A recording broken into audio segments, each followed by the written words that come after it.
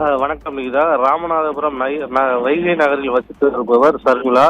இவரது கணவர் செல்லமுத்து. இவர்கள் இருவருக்கும் இடையே குடும்ப தகராறு இருந்து வந்துள்ளது நீண்ட காலமாக. இந்த நிலையில் இவரது சர்மிளாவின் தாயார் பத்மாவதி என்ற பாத்திமா கடந்த சில தினங்களுக்கு முன்பு வெளிநாட்டில் துபாயிலிருந்து அவரது மகன் வந்துள்ளார்.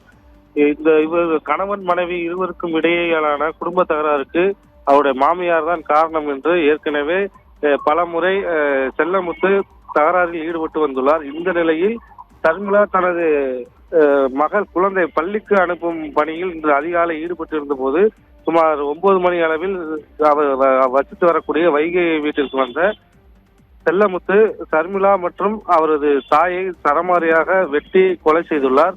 அவர் வீட்டிலேயே வெட்டி கொலை செய்துவிட்டு கொலை செய்த அருவாளோடு நேரடியாக கேணிக்கரை காவல் நிலையம் சென்று சரணடைந்துள்ளார்.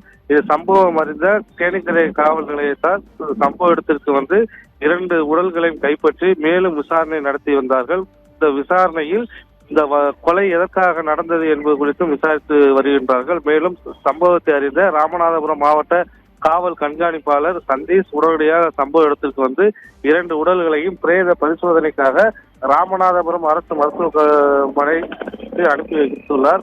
அதேபோல் தடயவியல் துறையினரும் வந்து அங்கு ஆய்வு மேற்கொண்டு வருகிறார்கள்.